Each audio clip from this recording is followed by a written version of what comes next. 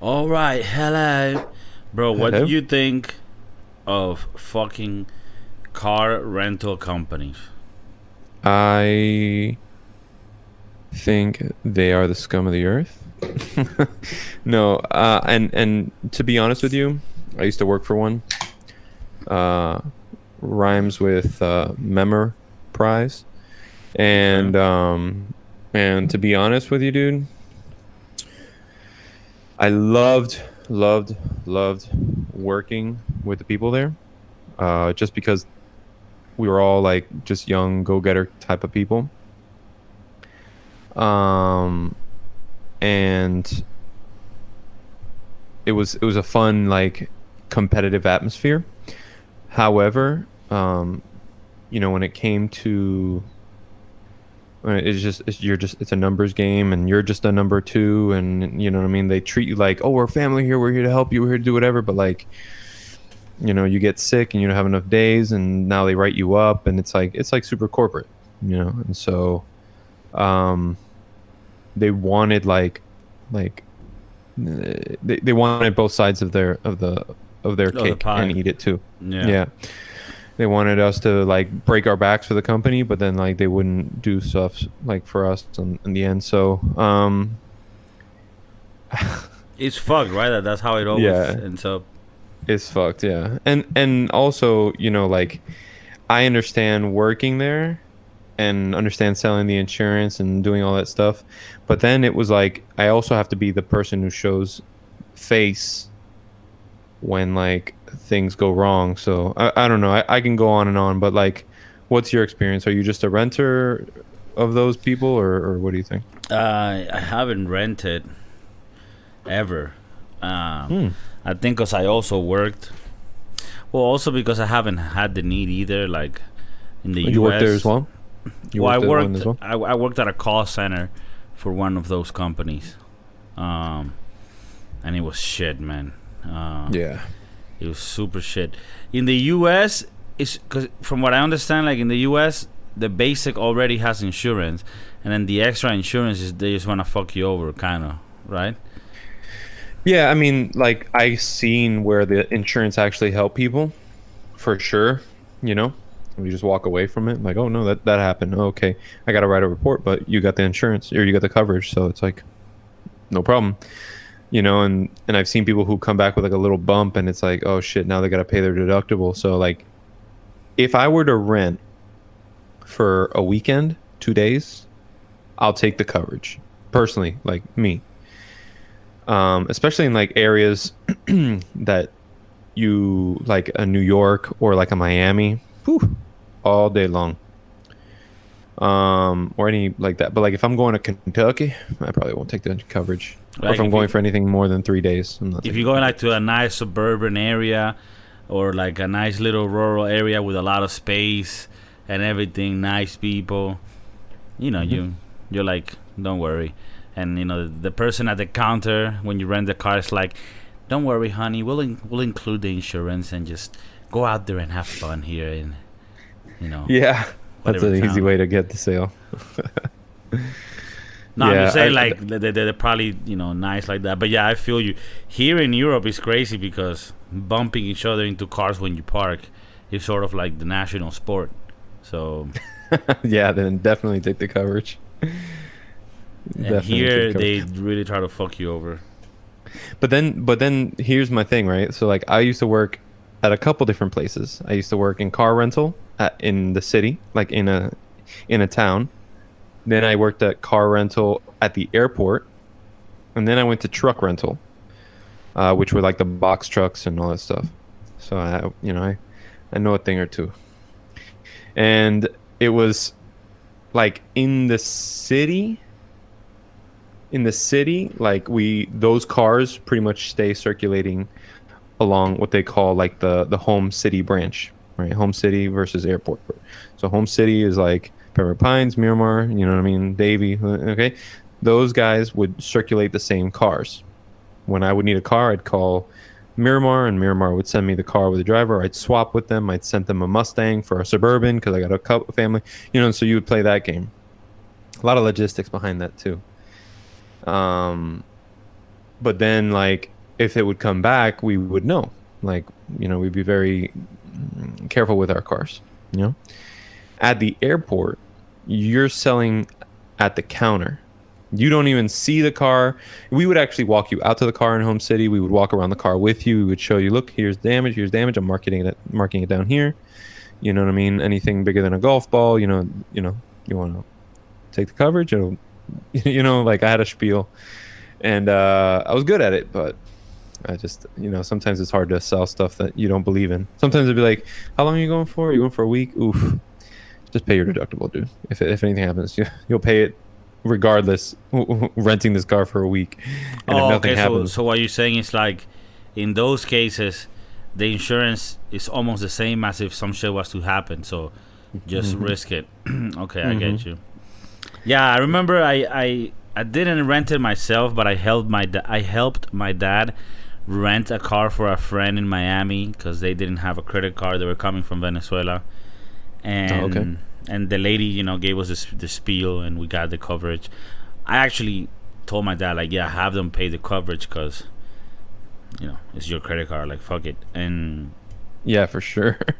And it was like you say, like they told us like floor 3, section A, number 43, and you just went down to like a fucking giant parking lot filled with rental cars.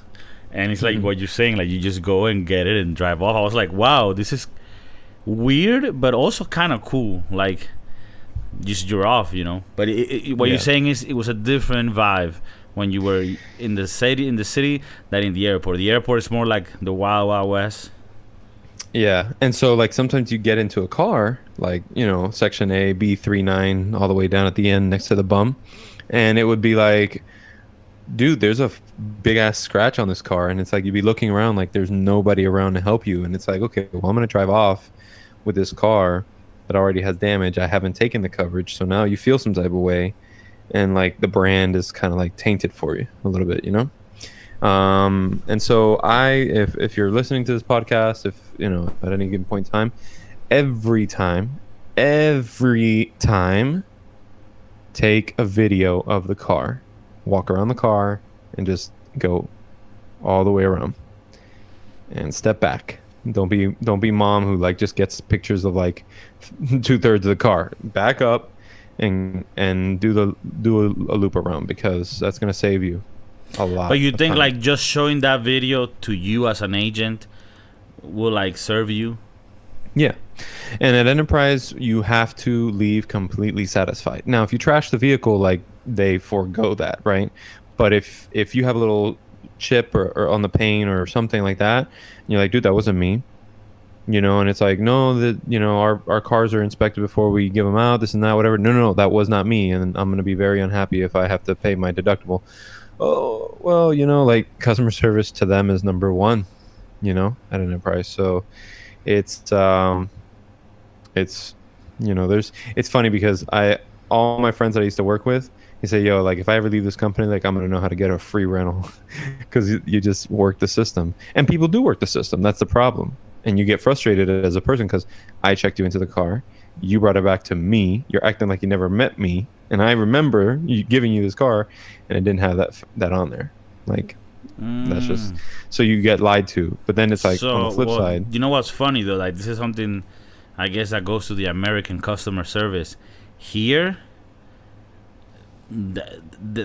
which is a bit counterproductive, because at the end of the day, you just want to make them happy so they come back. But here, like, if you come back and you don't have proof that you didn't do it, it's like the burden to prove it is on you, motherfucker. Like, fuck you, suck a dick, we're taking the deductible, and we don't give a fuck about your customer loyalty. The fuck out of here, coming to Europe and shit, trying to fucking visit Rome, and fuck the fuck out of here with your car and shit. Yeah, no, and it's funny because sometimes they would take people from here, and they would get an area manager in Berlin or in anywhere, London, and they try to instill these American customs over there. I don't know how successful they are. Enterprise in another part of the world. My mom rented a a Pago, Peugeot, yeah. Peugeot, and she was very happy. Very happy. The whole process was basically how she rents it over here. She was afraid that she was going to get stick shift. Now nobody rents you a stick shift. Well, At no, least but the big companies. it might. Well, in the U.S., no, but here a lot of them you have to specifically rent it automatic, Yeah. and which is weird because I don't drive stick shift either. Which I know it sounds like a bitch move, but hey, man, Stevie I love D. driving stick shift. Stevie D was always into the race cars and shit, so he knows how to handle that stick. God damn it! Damn right. So does my girl. For all you haters out there.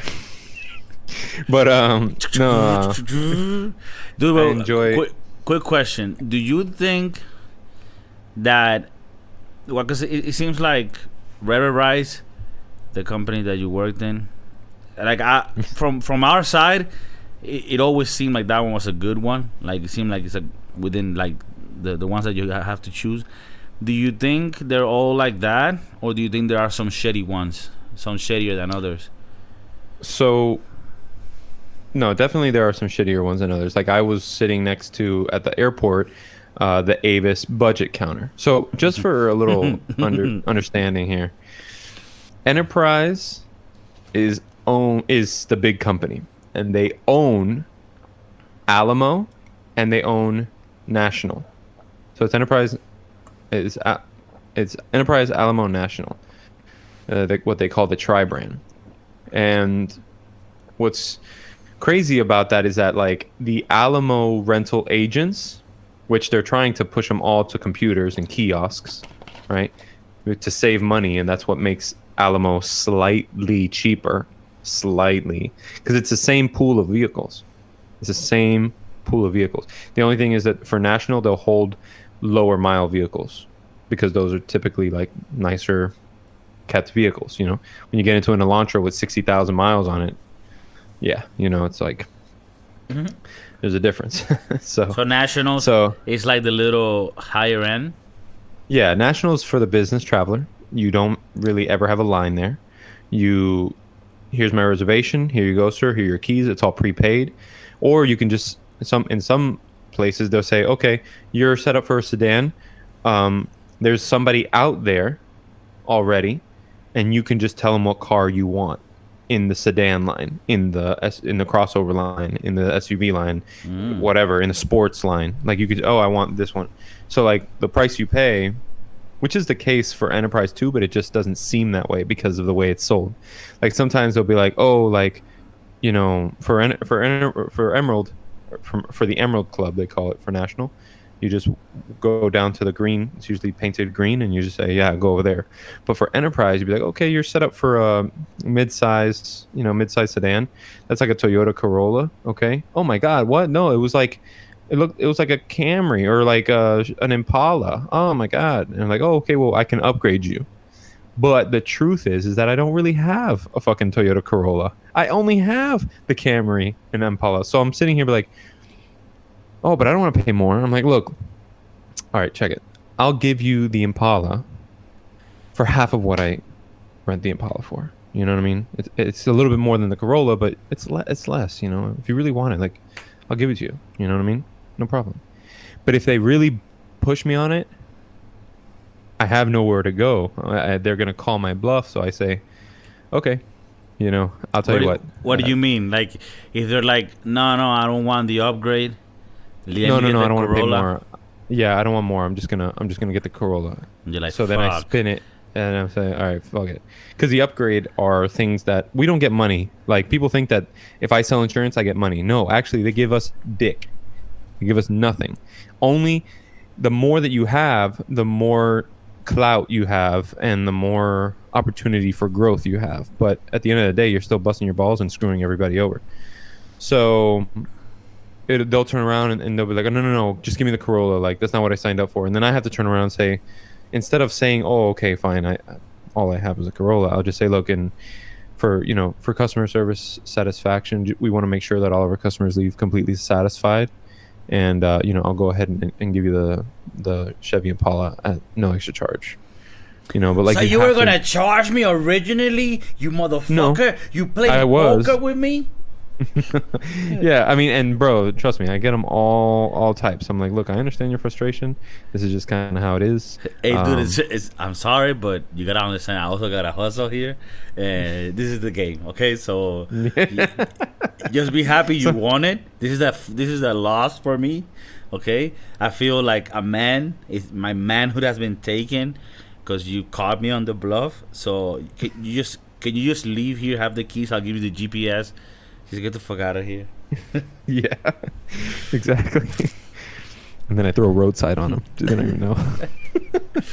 So what you're saying is that you say, okay, I see you have a Corolla. Would you like to upgrade for half the price? And then they're like, oh, all right, sure. And then, but you were gonna give them the Impala anyways because you don't have a Corolla. Correct. That's the game.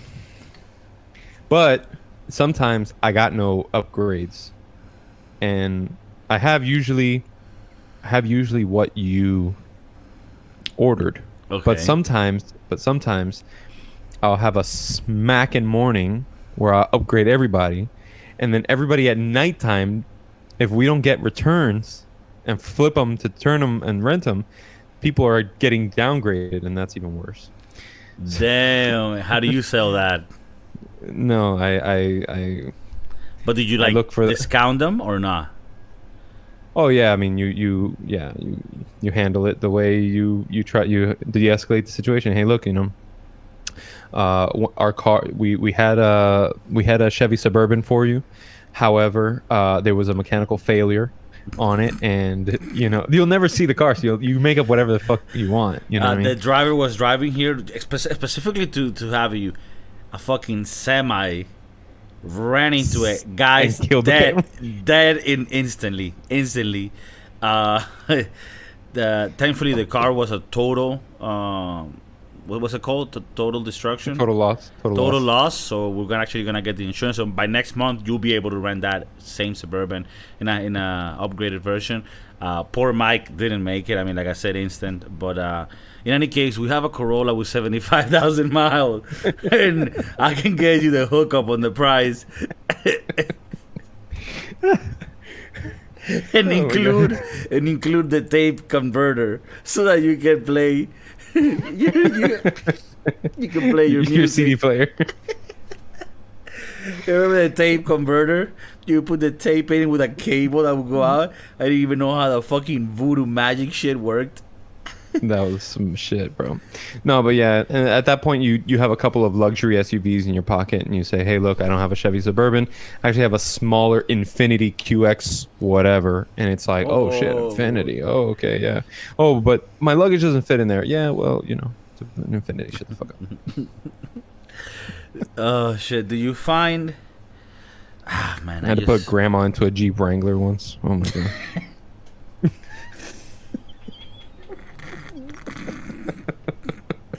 Oh my god, this guy. The door fucking flung open, didn't even. It just took her with it. Fuck. Come here, Granny. Get in this Chevy Suburban. You're gonna look fire. Oh shit. You would have enjoyed working there. It's fun, but it's a shit. You know what I hate though? The customer service, man. Like, I work that shit nowadays, and it's horrible, man. I think, it's good to work those jobs, especially like restaurants and all, so that you can be a nice person to those people in the service industry. But man, it's because if most people were just nice, and most of people are, but then you have those fucking bitches, right? Like, I get those, man, and I'm just like, you motherfucker. Oh. They know that the squeakiest wheel gets the most grease, man. That's how it is. Do you think? No, I haven't. It's a Spanish thing. Maybe it is. Maybe it is. Spanish saying that the squeakiest wheel get the most grease. Mm-hmm.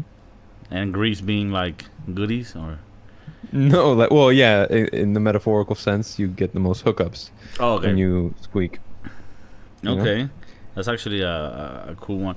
Do you think it's a profitable? I mean, obviously it is, but how profitable did you find this rental business to be? Like they flip these cars like it's fucking no, not tomorrow, just flipping.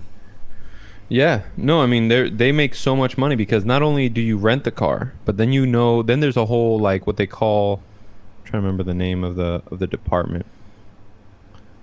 Um, the Department of Buying and Selling Vehicles.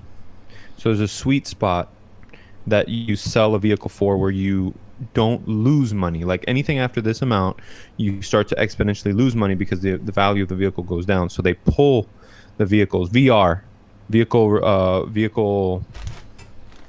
Rehabilitation, yeah, vehicle something recovery. VR. Okay, so what do you think is it, like 3-4 years? No, it's mileage. It's mileage. Yeah, it's usually 6 months. The car has to be in with you for 6 months.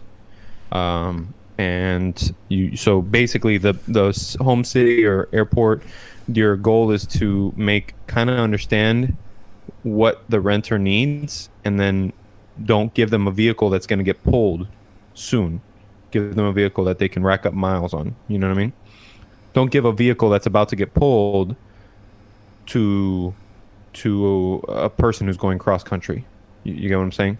Because the faster that you can get VR the vehicle, the faster they can sell it. A lot of times they have contracts where they can immediately get back the vehicle back to the dealer that sold it to them, and the dealer will buy it back at a certain price. But it has to be within the range of this and this in miles. So you're saying like normally it's about 6 months time? No, the vehicle has to be with you for 6 months, and then you have to reach a mileage amount. So the vehicle could be with you for 2 years, but it has to reach a certain mileage amount. They almost like already have contracts where like after a certain amount of mileage, I give you back the vehicle, you give me a new one, and we keep doing this racket, and then they sell those used cars. Mm-hmm. Yep. Let me see what Enterprise Holdings. I have heard that if you want to buy a car for a good price, to like get them in those like rental like buy-offs, but maybe those cars are really like. Mm-hmm. They're really what? Used like. Well, they're very well maintained because they're actually like the branches get scored on how well maintained the vehicles are. So like the motor and the inner workings are pretty good. They're like oil changes on time, rotations, all that stuff. But maybe the interior of the vehicle, there is a whole other department that if it's bad, they reupholster and they spruce it back up, so they bring it back to life. If it's a completely smoked out car, which happens all the time, they usually replace the whole upholstery. So it's not really like a bad gig. It isn't like for a person who's in the market for a used vehicle. It's actually, I think, one of the better places. You just can't haggle. You just can't haggle. Like the price is the price, and it's at it's a fair price, but it's not like, dude, I got a deal. Right. So who the fuck ever gets a deal? Like ever? No one's ever walked out of a dealership and. Well, actually, everyone always walks out of the dealership saying that they got a deal, but then they always look back. Then they look back years later and like, oh my god, I'm getting fucked. So. Oh, you mean like because they start realizing what they really got themselves exactly. into. Yeah, I took my SUV. I got my SUV for $19,000, and I was like, dude, that's a steal. How do you get an SUV under $20,000? But then I realized the car depreciates so fast that I'm upside down on it now, and it's like. Of course they were giving these shits away. And do you think I remember my dad back like maybe 15 years ago telling me like, I realized that the way to really have vehicles is to lease them and not buy them. And I was just like, that doesn't make sense. It's never yours. You're paying all these years for the car, and at the end the car is not yours.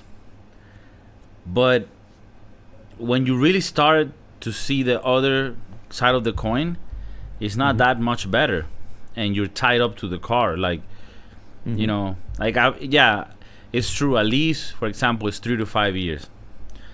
If you have your vehicle in 3 to 5 years, let's say that you pay the car in 3 to 5 years, which is never really the case. It takes longer, right? I Mm-hmm. mean, for most people. But let's say that you do.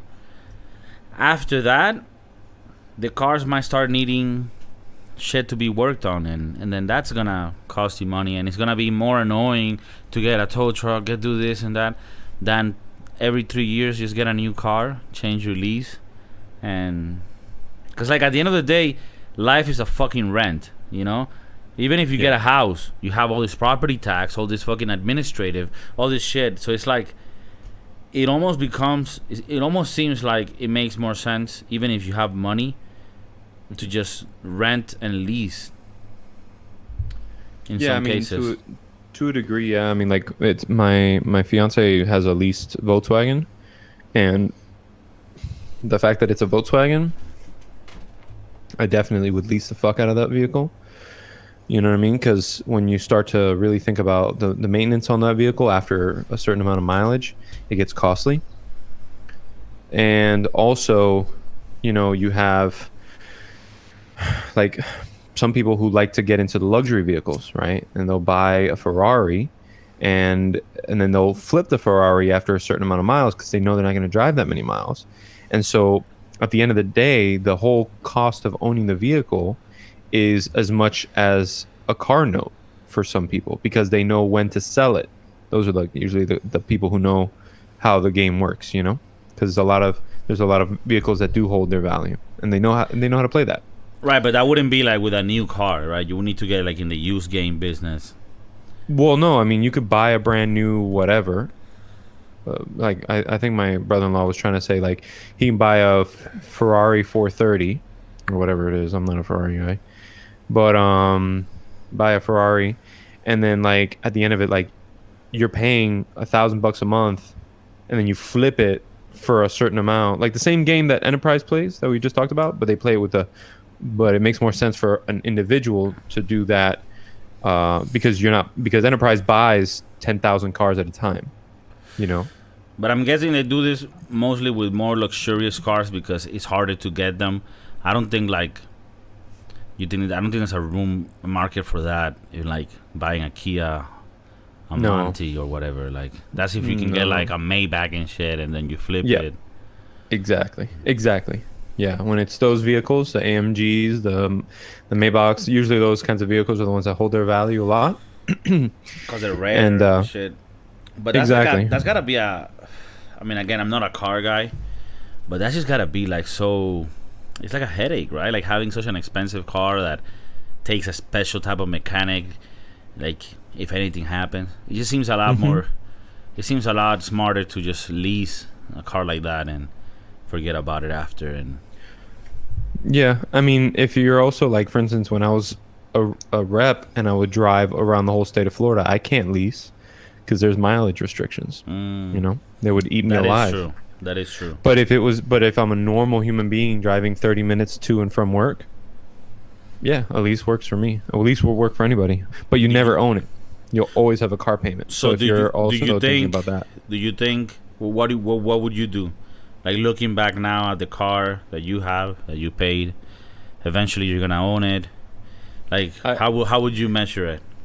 I bought the car when I was a rep, so I thought that I was gonna need to buy a car because a lease wouldn't have made sense. I shortly after then got into Enterprise. I lost my job and got into Enterprise, so I was stuck with that car. And in hindsight, if I could go back and do it again, I would lease a car. Absolutely. Okay. Absolutely. My job right now, I drive all the way to downtown Miami, and that's like 30 some odd miles there and 30 some odd miles back, and you multiply that by the amount of days. I mean, I'm over the amount. It's Okay, like so it 32 really times 2 works out for times you to 5. own the car now, because the mileage that's- will fuck you up. Yeah, I mean, just to get to work every day for a year is 16,640. That's not going to my mom's house. That's not going to the beach. That's not going to. So I'm already over like the amount of miles. And so also you got to think too, if you're going to stay loyal to the brand, or especially if you're going to stay loyal to the dealership, they might be willing to waive the mileage. But you never know where you're going to end up. I mean, I went from Miami to Clearwater back to Miami. So it's like and it was long enough for me to go through a lease over there and a lease over here, or at least with Nat, a lease over here, lease over there, lease over here again. So I'm never loyal to the dealership. So there's no incentive for that dealership to write off those miles. So like I run into that issue, Okay. So it's do you think, like, because I guess the sweet spot will be I mean, obviously this is having more money, but like you maybe own one car that you can do whatever you want with it, and then have like another lease of like a really nice car that you just drive for fun.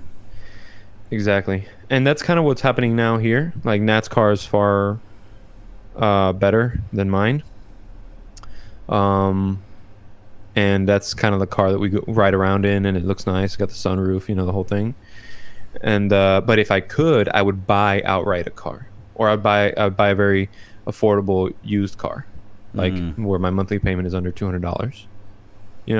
That's true. And have like a little, maybe like a Honda or a Toyota Corolla. I love beaters, man. Especially like my old days. Like if I had a little beater, a beater car, like a daily driver. Like I love them. The hoopty are the better, bro. Fuck it. You put a subwoofer where the wheels are about to come off. It's like, like those are the cars that you have more fun with. You start to learn a car way better that way too. That's why like Nat needs leases, because she never drove a hoopty. She drove a hand-me-down van that broke and broke and broke and broke. She never like fixed it, so it was like she never had to go and figure out what was wrong with it. She just took it to somebody and they fixed it. Me too. I fucked up many cars in my days, and I wasn't even like a fast driver. I was just. They were all on the edge of. They were all on the edge of their life. Yeah, that's the thing. Yeah.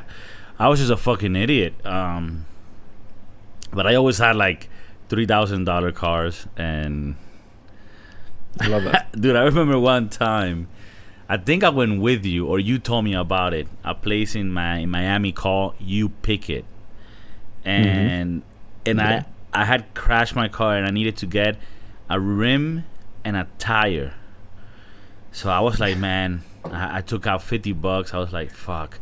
I hope I can even get, and I couldn't get a new, right? Like a rim with a tire would be like a couple $100. So I was just like, all right, man, I'm gonna go. You told me, go to this place, dude. I went there. You needed to bring your own tools, and you was in a scrap yard. And dude, I didn't even have tools, bro. I remember I saw the thing. I was like, oh fuck, that's the wheel I need. Everything is perfect. It was already inflated. Like I just needed to put it. And I saw some guy that was like a Colombian dude. I was like, hey, dude, can I use your tool real quick? And I fucking took off the wheel. And I'm like, man, I hope this shit, is I can pay for this. I took it to the lady. Like, it was so weird, man. It's like a counter. It actually worked. It was like efficient. She was like, all right, $7.60. I was like, oh, shit. I remember, dude, I paid for that. And I was like, oh, my God, I got like $43 to just ride with the homies. Yeah. And so man, you pick, bro. You pick it, dog. Those are the good days. It just sucks when you have like a really common car. Like, good luck going to a U-Pick with a Honda Civic, bro. Every radio's fucked. Every window motor fucked. Every tire gone. Like, oh really? Yeah, but like when it's like your Saturn or your Saturn all day long you'll find shit there, bro. Oh, but ironically, like a Honda Civic or like a Corolla, those are the cars that would last forever. You had a Civic. I remember you had a little Civic, the little hatchback. I love that car. I love that car, bro. I wish I could. I see him driving around still, and I'm like, man, at this point, I probably would have put a new motor in it. It would have been badass, bro. I love little hatchbacks. Actually, I've seen this Mercedes, though. So nice, bro. And an Audi, the Audi hatchbacks, the Mercedes hatchbacks. I'm like, girl. And my girl's like, they're so ugly. And I'm like, you have no idea. Yeah, I'm not into hatchbacks. I'm not into hatchbacks either. Love hatchbacks. I like more like the Lexus IS 300 look. Yeah, those are nicely sporty. But I used to like the early 2000 models. Mm-hmm. Yeah. But also when you see the new ones, they're fucking sick. And then I started getting into like the not the IS but the LS Lexus, Of course. which is like the sedan, and that shit is fucking presidential, man. Yeah. I love Japanese technology. Yeah. Yeah. And to be honest with you, bro, if I were to buy another car or get into another car, I'd probably get the G70 the Genesis, dude, which is a Hyundai at the end of the day. But brother, that shit is fat, and I would lease that one just because it's a Hyundai. You know, you never know how long the motor's gonna be. But that G70, boy, that's nice. However, like Hyundai and what was the one I had? Kia. Hyundai and Kia are the same brand. Yeah, yeah, they just have different trims. And they're South Korean. And bro, I had a couple, like my family had a couple of those Kias, and they were really good cars. Like I really liked them. I remember my uncle had a Hyundai Santa Fe, and that little sports little SUV was really gangster. I really like. I think it's similar to the one you're talking about, the Lexus sports van. Not Like a van, LX? but the LX, Like the SUV. the SUV. Yeah, their LXs are dope. I love that stuff, man. Honestly, cars are the worst investment ever, all the time. So you might as well lease it. I do agree with you. There are some times where, my next car too, if it's not that G70, it's probably a Tesla, just because I don't have to pay for gas. You pay almost the same. You pay like, I don't know, $10,000 more for the car, but over the lifespan of the vehicle, like you save that on gas. You get a Tesla. Yeah, just because I'm a techie guy. Like I love the tech. That's why I want the G70. Yeah, you can. I think it's better to lease it just because it's a technology that's improving constantly. And You batteries, right? The battery. Yeah, at the you end don't of want to the be day. stuck with like the old version. You know. Yeah. It just feels like No, a that's true. scary investment for me to have a Tesla. Yeah, it's like the obsolete iPhone that doesn't update anymore. Or what? Or I say iPhone, but I'm sure it happens like with Google, with Android. I don't know, Bubbles or whatever the fuck Android OS is on at this point. Yeah. Well, actually, it seems like Tesla is kind of like Apple when it comes to repairs, where like Hmm. they don't want to make it easy for anybody to repair it, and No. so you have like people that are like Tesla hackers, and like they sort of hack and fix Teslas and shit.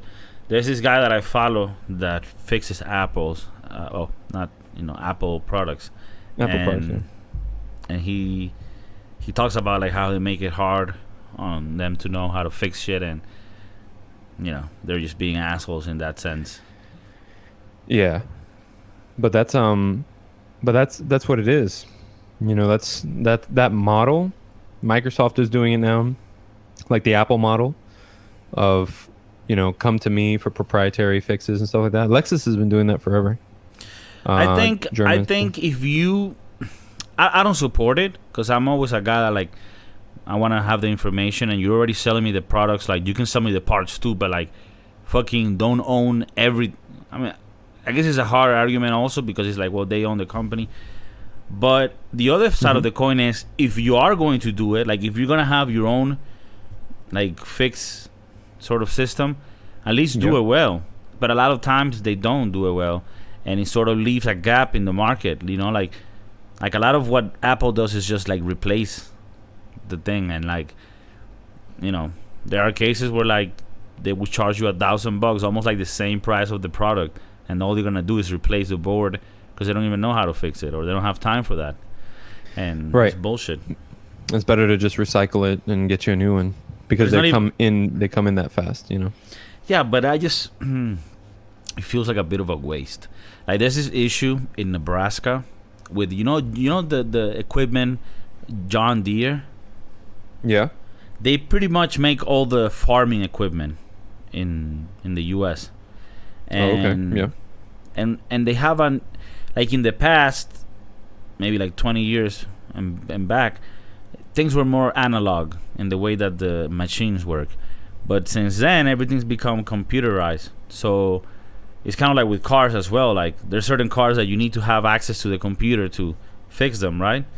And so this like pretty much they have to like hack the fucking machines and make people make programs that can sort of test and troubleshoot the system and all this. But it's like it's not, like they just want, and they say like, okay, you need to send it in, but it's like it takes months for them to receive it, work on it, and it's like as a farmer you need that shit running the next day for your crops and all this shit. It's like, and it's such a fucked up part in the system, so they have like this like lobbyist trying to pass some shit called like right to repair, so that they can get the assistance.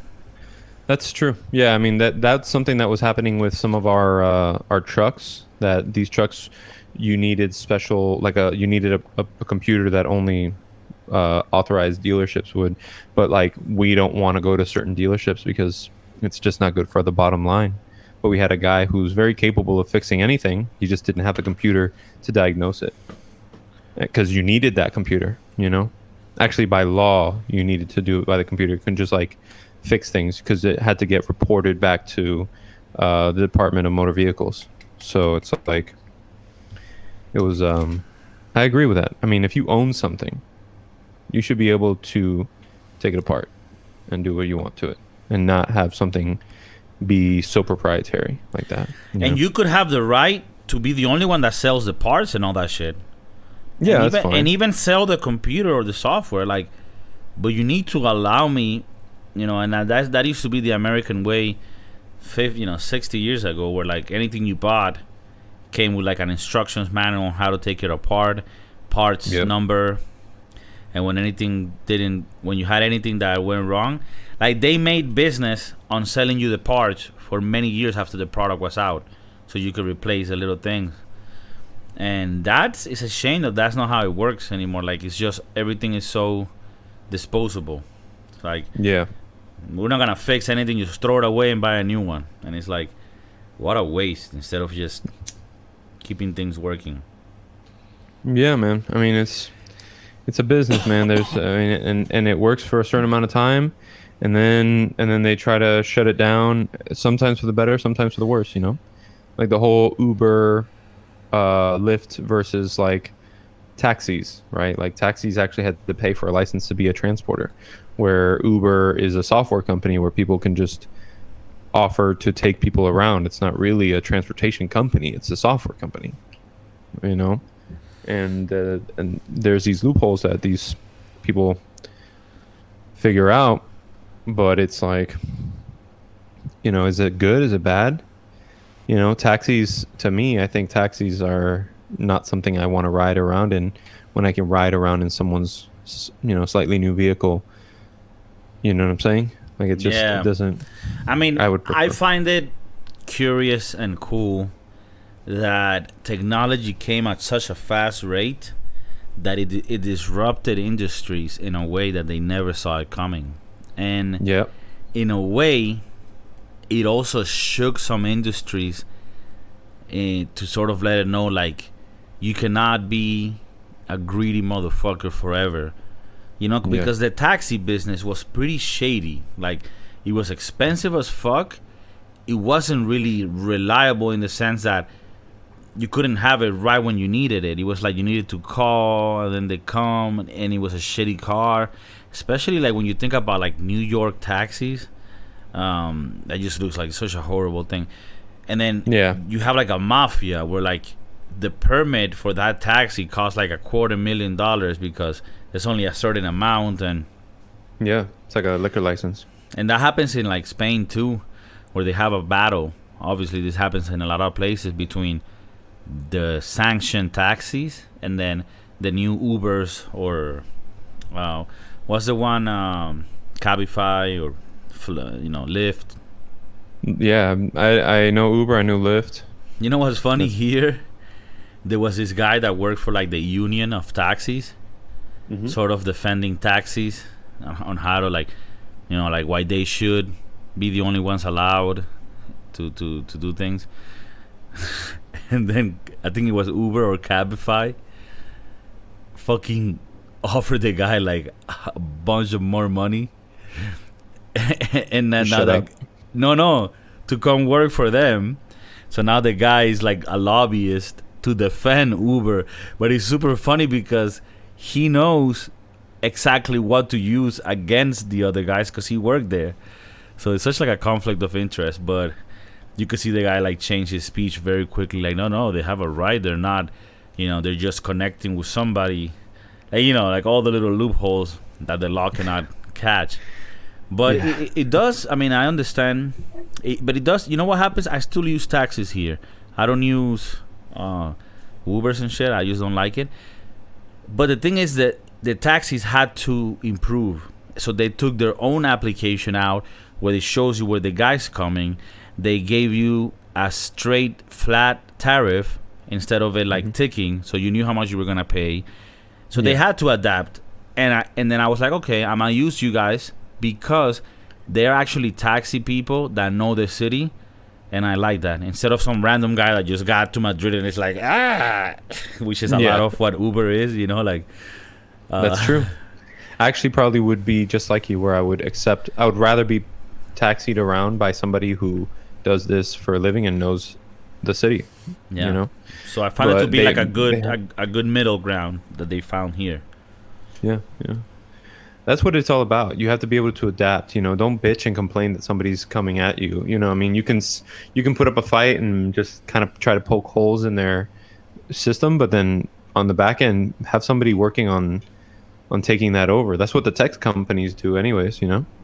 They might be suing this other person for copying their stuff, and then they're like, oh snap! But that was part of they had that little thing that kind of gave it that edge. Let me try to do something like it. Yeah, and they kept me as a client with by changing. So, and they also had to improve their own sort of like friendliness and fairness. Instead of like price gouging, you actually want to be fair. So like, because in the airport normally you will get fucked over always, but here they made it so that it's a flat rate of 30 euros from the airport to the center of the city. So it makes it so that it works. So I've seen it work here in Madrid. It really does work. The taxis have really stepped up to. Obviously, at the time, the pandemic, everything's fucked. But in normal times, it works. So that's good. So in that sense, do you think the future eventually, we're not like we're thinking about leasing a car, but even that, like, I think that the percentage is like 85 to 90% of the time, your car is just sitting on your parking. Do you think eventually we're just gonna do everything with these shared applications? I think eventually you'll be able to have vehicles parked, which it already is happening, but like more mainstream, where you have like a car, like how they do the scooters, where the scooters are just around, and then you beep into to use the scooter. Well, you would do the same thing, beep in to use the car. You would just have to have a profile set up with your own insurance. So maybe insurance companies will start to develop. No, but that already, I'm pretty sure they have it in the U.S. too. They have it in Madrid, like a shitload of little cars, the electric ones, and they have like their own insurance. So like it doesn't even. And dude, these cars are just fucking used as fuck. They put mileage on these bitches, but you have these little spots like you can park it anywhere. So you went from here to here, you parked it there, you left it. That's it. Yeah, that's it exactly. So I mean that's probably one of the future. I don't recommend, I mean, in a city like Madrid, or like in the city like my sister lives up in Jersey, like there have been times where I'm on the phone with her for a good 45 minutes telling a story, and I'm like, man, like, you don't have to be in your car so long. Like, you could go upstairs and sit down, like, no, I'm actually trying to find parking. And I'm like, oh my god, trying to find parking for 45 minutes, dude. Oh no, I can't park on this side of the street because the street sweeper comes. What, dude? No.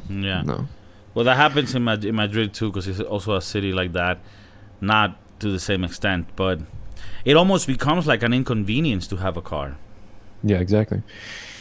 So I recommend. I mean, I don't know what the next, say, 3 years are gonna be like, right? That's usually the term of a lease. 3 years, 4 years, I think. But I mean, if you feel like you're gonna need the car, use the car, it will make your life way easier, like way easier. Then yeah, lease the car. But if not, you know what I'm saying? Save the money, because it's not just the car payment; it's the insurance, it's the gas, and it's the any sort of maintenance. Because usually brakes and tires are not included, and oil changes are not in the leasing. So you're saying that there's also a value to buying the car. There is a value to buying the car for sure, but I mean,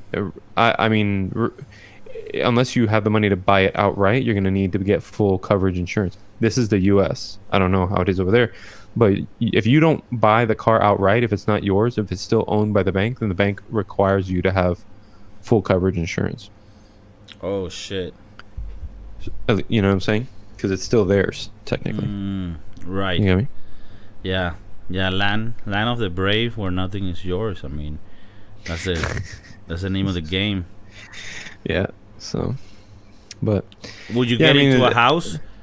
Is that something that you would be into? Like, oh, definitely buying a house. Yeah, for sure. Actually, I'm gonna take it a step further and say, I want to build a house. I want to buy a lot, and I want to build a house. And to be honest with you, there's a guy that I keep trying to send you TikToks on, but you think the Chinese, you must have some warrant out for your arrest in China or something. That basically the guy says that right now, people say all the time, right now is the best time to buy a house. Well, the problem is that it doesn't really mean that it's the best time to buy a house because the prices of the houses are low. It's the best time to buy a house because the prices of the interest rates on the mortgages are low.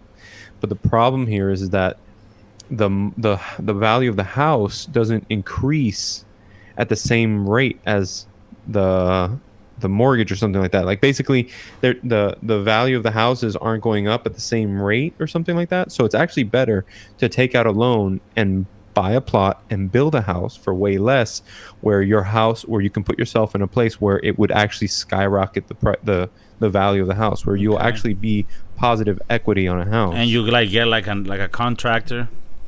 Yeah, you get a contractor. I mean, trust me, you'll have enough money to do it in the purchase of, you know what I mean? The same $400,000 that you're going to drop on a house, it's the same, you know what I mean? You do that. And you put it in a neighborhood. You put it in a neighborhood that in the next 10 years is going to be valued at a higher value. Yeah, my dad was talking about, like, at one point, you go like to places like South Carolina where you can get a plot of land for mad cheap, and you make like 10 houses. And that's how you really make rich. That's how you really make money. You buy a quadplex. And then this is going way off topic from what we were talking about, but you buy a quadplex, and then what's a quadplex? Well, a duplex is a house that houses two families, two kitchens, two. Okay. You know what I mean? Then you have a triplex. Oh, you mean like townhomes? Yeah, townhomes, apartments, condos. I mean, usually like a block of a building. A building, yeah. Okay, so you get a quad plex. A quadplex, and then you can bank on that shit. You keep one for you. Yeah, you can keep one for you, and then the other three are paying rent on it. And typically, if you live there, you're living rent free because the other three are paying the mortgage of the building. And then if you don't live there, if somebody stops renting from you, that's why it's not really smart to buy a really fat pad and then rent it, because the moment that somebody stops paying your rent or leaves, you got to still come up with that mortgage payment. Yeah. You get me? It's easier for you to lose one renter, a quarter of your property, and make that up. Yeah. So it's better to invest in many units rather than one big. Yeah. Keep your eggs. Money's in volume. Baskets. Money's in volume. Nobody gets rich off of selling one product. They get rich off of selling millions of products of the same product. Yeah. But that's why a lot of these e-commerce people are selling fidget spinners that cost $2, or probably $2 from start to finish to ship, and they're selling it for $8. You sell a million of them. I mean, a Damn. million times $6. You're talking about $6 million. A Yeah. fidget spinner. You know what I'm saying? But I mean, that I don't recommend anybody get into that. That's already a dead. Now you find them. People are basically giving them away. But that's the idea behind just volume. For shizzles. So for people out there trying to come up in life, take Stevie's advice and concentrate on volume. On volume. You want to have a lot of numbers out there. You want to get that KPI to a safe 3,000 to 5,000 number to keep that shit ranking up. It's funny. I was in an interview just a couple days ago, and they're like, "Yeah, we got this many KPIs," and I'm just thinking to myself, like, I don't know what the fuck a KPI is. Yeah, I don't know either yet. Still, I don't know. But I was in a conversation with some of my cousins, and they were like, "Yeah, bro, the last weekend I was able to make the KPI," and I was just like, "Yeah, bro, how many KPIs you meet this week? I have a bunch of KPIs and shit." And they're like, "Dude, you don't get it. Like, it's a measuring." I was like, "Yeah, no, I get it. Like, I have a bunch of them. Like, I can't." I can't. Oh god, that's funny as hell. I can get you a couple of them. You need KPIs? I got KPIs. Yeah, I can get you like for the cheap. I can get you a couple KPIs for That's the hilarious. chipperoonie. But well, guys, hope you like that episode about vehicles in general and how you can fucking stack and bank on these vehicles. So keep it real, keep it gangsta, and keep it legal. Especially. Exactly. It's just better that way. Stay tuned for the next episode, guys. Peace. Peace out.